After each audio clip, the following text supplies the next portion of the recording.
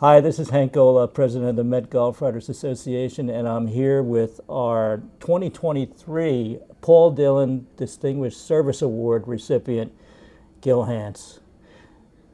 Gil, that was a great night and well deserved. Thank you. I mean, it was one of the special honors of my career and my life. It was a special night. We're at Baltusrol today for the unveiling or the celebration of Gil's restoration of the upper course here. But obviously, Gil just got in from Oakmont, where he was able to torture the best players in the world.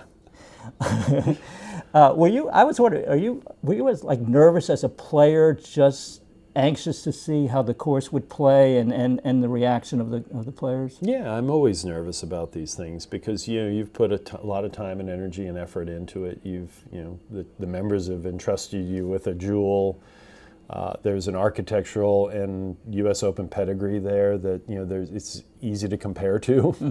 To say, well, it was easier, it was harder, et cetera, and that membership wants it to be very, very challenging. And the USGA accommodated with, I think, a great setup of the golf course and presented Oakmont in its own unique way, which is the sternest test in golf. And so I think for all those reasons, you go into it nervous, excited, proud. Mike McCormick and his team presented it as beautifully as could be possible before Mother Nature decided to get heavily involved. But yes, I am nervous, and it's not that you're never rooting against the players because you want to see great skill, but you also understand that my allegiance is to the club and to the architecture, et cetera, and you want to see that probably first and foremost provide an adequate test, and then that can get ratcheted up or down by the setup. A lot of players give you their opinions? Or? No, it's funny, as I've gotten older, I've kind of stayed away. Yeah, I think when you're younger, you're like, oh, this is really cool, I'm going to go talk to somebody, and then you realize that they're working, right? I mean, they're there, they're working on their game, they're practicing, they're going through. There's a couple guys that I still have good relationships with, Adam Scott being one of them. We had a really thoughtful conversation because he's thoughtful about architecture, thoughtful about the challenges, and has enough experience through his lens to kind of add some additional commentary, having played in 3 U.S. Opens there.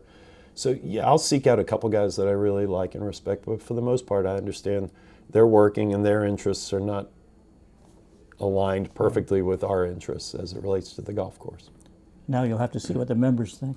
Oh, I know what they think. They're delighted. Great.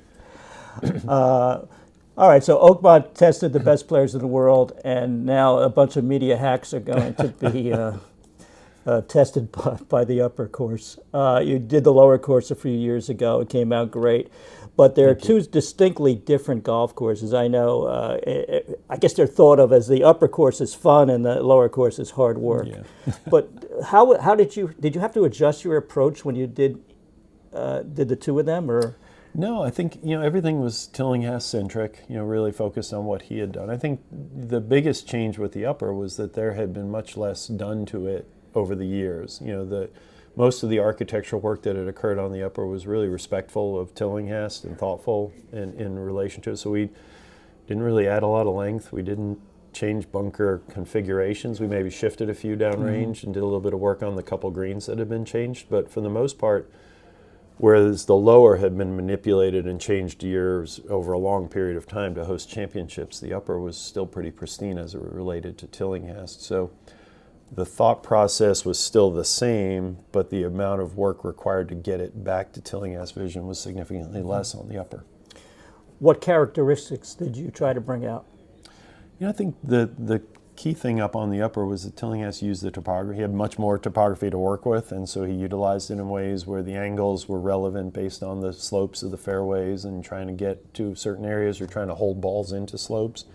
So I think that was really interesting looking at from the standpoint of how he set up the golf course. I've mentioned 2 greens. Number 9 had been changed dramatically. It had been elevated, so we brought that back down to the level that he had it. And we actually, when we dug it out, were delighted to find that the architect who had done it years and years ago had basically just piled dirt on top of the old greens. So we found the original green layer, which gave us a high level of excitement and also feeling like we were putting it back.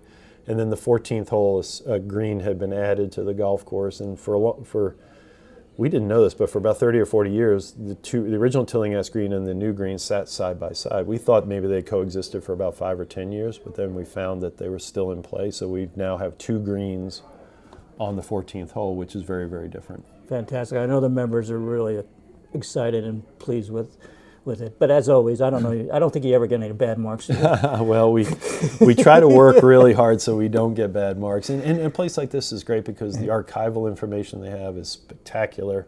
And anytime we really asked for something, they had the resources here to dig deep and try and find it for us. All right. Well, I'm anxious to get out there and try it. Thanks for spending some time with us, Gil. Again, congratulations on the award from a couple years ago, and keep working. Thanks, Hank. I appreciate it. You as well. You keep working too. All right. Take care, guys.